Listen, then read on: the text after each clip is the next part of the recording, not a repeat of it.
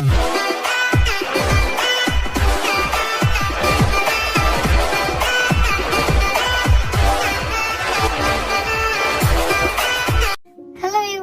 Drama के next part में आप सभी का स्वागत है। उससे पहले आपने इसके बाकी के पार्ट नहीं देखे हैं तो इस सजेस्ट आपको उसे देख लेना चाहिए। So, बिना देरी के लेट्स बिगिन। इसकी स्टार्टिंग सबसे पहले हमारे ड्रामे की फीमेल लीड वैन राव से होती है, जो कि अपने ओरिजिनल घर को विजिट करने के लिए जाती है। यहाँ पर ये पता चलता है कि वैन राव दरअसल काफी रिच है, मतलब वो बहुत ज्यादा ही रिच है, फिर भी वो पुअर गर्ल की तरह रहती है बिकॉज उसे इंडिपेंडेंट बनना है। वो सभी को प्रिटेंड करती है कि वो रिच है। सो ये थोड़ा कॉम्प्लिकेटेड है, पर उसके लॉजिक वही जाने।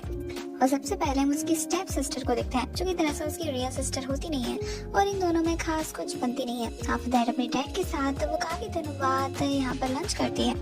तभी उसके डैड कहते हैं कि उसे घर पर वापस आ जाना चाहिए। दरअसल वो अभी तक अपने घर पर बताती भी नहीं है कि उसकी शादी हो चुकी है। यहाँ पर वैन राव की माँ उसकी हेल्प करती है और डैड को परस्यू करती है कि वैन राव को दरअसल में न्यू बिजनेस में थोड़ी सी हेल्प की जरूरत है। तभी उसके डैड उसे बताते हैं कि शन्वी दरअसल एक कंपनी के साथ डील कर रही है। तभी वैन राव कहती है exactly Polimoda and that's my company, and आप उसे स्मॉल बिजनेस कैसे कह सकते हैं। इसका उसके डैड कहते हैं कि ये काफी कॉम्प्लिकेटेड है, तुम्हें वापस घर आ जाना चाहिए। तुम कितने सालों से बाहर रह रही हो, ये सब डेंजरस है, और जब तुम इतनी ज्यादा रिच हो बाय बर्थ तो तुम्हें ऐसा करने की जरूरत क्या है। वैन राव इन सब चीजों से अनाय हो जाती है और इसके बाद वो रोना स्टार्ट कर देती है और अपनी एक्टिंग स्किल्स दिखाती है और कहती है कि डैड यू आर करेक्ट, मैं कुछ भी नहीं कर सकती, मैं तो एकदम बेवकूफ हूँ एंड मुझसे कुछ हो ही नहीं सकता, that's so annoying for me. इसके बाद वो रोना स्टार्ट कर देती है। तभी यहाँ पर उसकी माँ सपोर्ट करती है और कहती है कि देखा ना उसे कैसे रुला दिया, दैट्स नॉट फेयर, अगर वो हेल्प चाहती है तो आपको उसकी हेल्प कर देना चाहिए। तभी उसके डैड कहते हैं कि ओ तुम्हें रोने की जरूरत नहीं है, क्या चाहिए तुम्हें, मैं सब कुछ करने के लिए तैयार हूँ। तभी यहाँ पर वैन राव खुद जाती है और अपने रास्ते जाने लगती है। तभी उसकी स्टेप सिस्टर उससे मिलने के लिए आती है और कहती है कि वाह क्या एक्टिंग थी। तभी वैन राव कहती है कि कैसी एक्टिंग, तो मेरे बिजनेस में टांग ना ही अड़ाओ तो ही बेहतर है। हम बात करें तो शो अपना बदला काफी अच्छे से निकाल रहा होता है। आफ्टर दैट वो पॉलीमोडा का ट्रेडमार्क खुद ही खरीद लेता है। वो बिना ट्रेडमार्क के पॉलीमोडा के जो शूज हैं वो मार्केट में नहीं आ सकते थे। और जैसे ही ये बात लियांग को पता चलती है तो पहुंच जाता है अपनी वाइफ के मैच को सजाने के लिए। इसका तो शू से बात करता है और कहता है कि उसे ट्रेडमार्क वापस चाहिए। तभी शू कहता है कि नहीं। इसके बाद लियांग कहता है कि वो दरअसल पैसे डबल कर देगा। यहाँ पर उसका असिस्टेंट कह रहा होता है कि बॉस ये इतना भी कॉस्ट नहीं करता, हम नया ट्रेडमार्क ले लेंगे, पर नहीं इन्हें तो यही चाहिए था। इसके बाद शू मानता नहीं। आफ्टर दैट लियांग कहता है कि double triple 4 time 5th 6th 7th after that 10 times उसे डबल कर देता है। तभी यहाँ पर शू कहता है कि बस इतना बहुत है, मैं इतने में मान जाऊंगा। तभी यहाँ पे लियांग कहता है कि सच में। तभी शू कहता है कि ऑफ कोर्स मैं इतना भी सेल्फ सेंटर्ड नहीं हूँ, एंड अगर बात पैसे की है तो मेरा क्या चाहता है, मुझे 10 गुना मिल रहा है तो ये एक अच्छी डील होगी, मतलब तुम बेवकूफ बनोगे और मुझे थोड़ा स्मार्ट बनने का मौका मिलेगा। तभी यहाँ पर लियांग कहता है कि उसे फर्क नहीं पड़ता, उसे बस इससे फर्क पड़ता है कि बस उसकी वैन वो कुछ ना हो। तभी लियांग प्रोडक्ट्स को देखने के लिए जाता है तो देखता है कि ये सारे के सारे शूज दरअसल एक पर्टिकुलर छोटे से घर के पास शिप हुए हैं। इसके बाद वो पूछता है कि आखिर ये घर किसका है। तभी उसे बताते हैं कि ये घर दरअसल वैन राव का है। आफ्टर दैट जब लियांग अंदर जाता है तो देखता है कि आखिर ये सब क्या है। उसे वैन राव की सच्चाई पता चल जाती है कि वैन राव उसे झूठ बोल रही है और वो दरअसल काफी पुअर है, ऐसा उसे पता चलता है। ऐसा होता थोड़ी है। दैट वो काफी बुरा फील करता है कि ऐसा कैसे हो सकता है, वैन राव उसे झूठ कैसे बोल सकती है। इसके बाद हमें घर चला जाता है। यहाँ पे वैन राव उससे मिलने के लिए आती है और काफी नॉर्मली उससे बातें करती है। यहाँ पर लियांग कहता है कि तुम मुझसे कुछ छुपा रहे हो क्या। तभी वैन राव कहती है कि नहीं। इसके बाद लियांग कहता है कि सीरियसली। तभी वैन राव कहती है कि ओके मैं तुम्हें बता देती हूँ, दरअसल मैंने तुम्हारा क्रेडिट कार्ड यूज किया था एक न्यू रिंग खरीदने के लिए। लियांग कहता है कि ये नहीं। तभी वैन राव कहती है कि हाँ। इसके बाद वो कई सारी चीजें बता देती है पर रियल वाली बात नहीं बताती। इसके बाद लियांग कहता है कि तुम मुझसे अभी भी झूठ बोल रही हो। इसके बाद वैन राव को सारी सच्चाई खुद ही बता देता है। तो वैन राव सोचती है कि अब कुछ बचा ही नहीं है छुपाने के लिए। इसके बाद रोना स्टार्ट कर देती है और कहती है कि हाँ मैं ही गलत थी, मैंने इस दुनिया से एक्सपेक्ट किया कि मुझे रियल लव मिलेगा, पर नहीं, सब कुछ पैसों की वजह से होता है एंड आई नो कि मैं तुम्हें डिजर्व नहीं करती, इसलिए मैं चाह रही हूँ।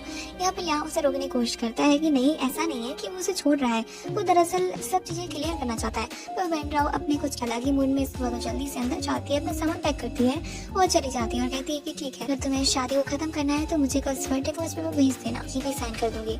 आखिर मुझे जैसी झूठी लड़की लव थोड़ी ना डिजर्व करती है। यहाँ पे लियांग बुरा फील करता है कि उसने वैन राव को ज्यादा ही हर्ट कर दिया क्या। उसके बाद वैन राव को भी बुरा लगता है कि आखिर ये सब क्यों हो रहा है उसके साथ। अगर लियांग ने उसे सच में डिवोर्स ले लिया तो। इसके बाद अपने फ्रेंड को कॉल करती है और रोना स्टार्ट कर देती है। तभी उसकी फ्रेंड कहती है कि मैंने तो कहा था, ये तो होना ही कुछ सच बता देना चाहिए उसे, अगर तुम उसे सच में प्यार करती हो।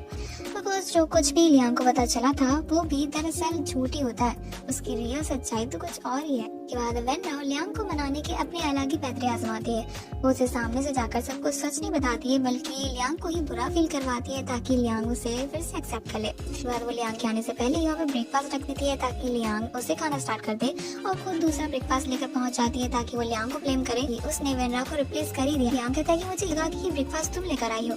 तभी वेन राओ कहती है कि बस मुझे पता है कि तुमने किसी और को ढूंढ लिया और तुम मुझसे डिवोर्स लेना चाहते हो। It's heart breaking. इसके बाद वो लियांग से लिफ्ट भी लेती है, लेकिन कार में कुछ हेयर्स देखकर बोलती है कि ये हेयर्स किसके हैं, शायद तुम्हारी न्यू गर्लफ्रेंड के होंगे, राइट। तभी यहाँ पर लियांग कहता है कि तुम्हारे हेयर्स नहीं है।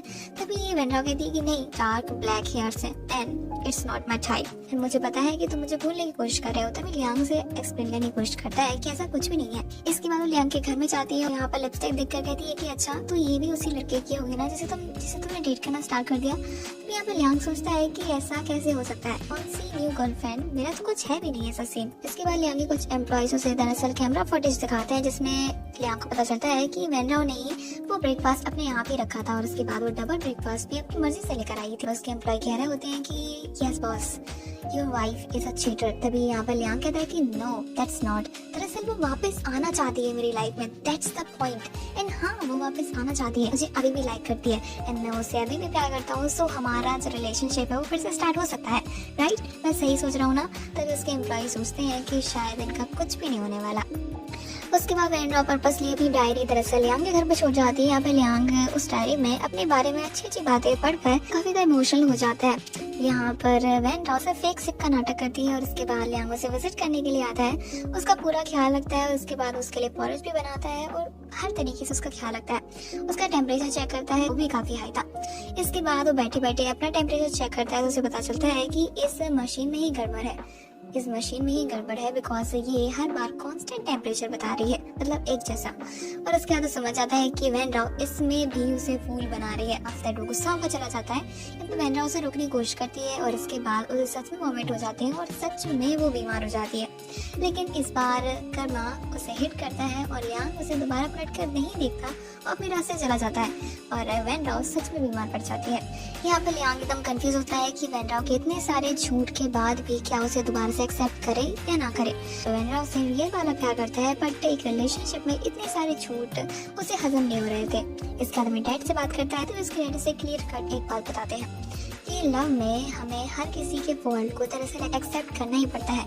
एंड आई थिंक वेन राओ ने ये सब चीजें की बिकॉज वो तुम्हें सच में प्यार करती है, इसीलिए वो तुम्हें खोना नहीं चाहती। यहाँ पे लियांग भी सोचता है कि शायद उसे एक और मौका वेन राओ को देना चाहिए।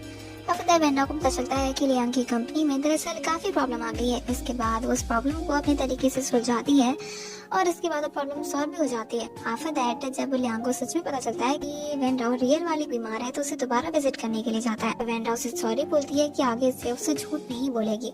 तभी लियांग कहता है कि आई होप सो ऐसा दोबारा ना हो।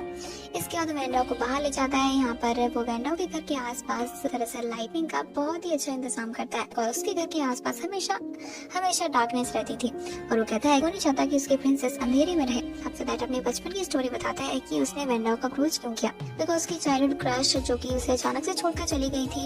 लेकिन उसके बाद उसका एक शूज उसके पास रह गया होता है, जस्ट लाइक सिंड्रेला। जब सिंड्रेला अपने शूज छोड़कर गई थी, तो उसके प्रिंस ने उसे उन शूज से ही ढूंढ लिया था। इसके बाद जब उसने वेन राओ को देखा, पता चल ही गया कि वेन राओ ही उसकी सिंड्रेला है। आफ्टर दैट हमें ये पता चलता है वो सिंड्रेला वेन राओ नहीं बल्कि वेन राओ की छोटी सिस्टर है। सारी सिचुएशन को याद कर रही होती है, और इस गिल्ट में भी रहती है कि उसने लियांग से दोबारा झूठ बोला। दोबारा नहीं, मतलब कई बार, हजारों बार झूठ बोला, एक और झूठ ऐड कर ही दिया। इसी के साथ हमारा ये पार्ट यहीं पे एंड हो जाता है। Thank you so much guys for watching.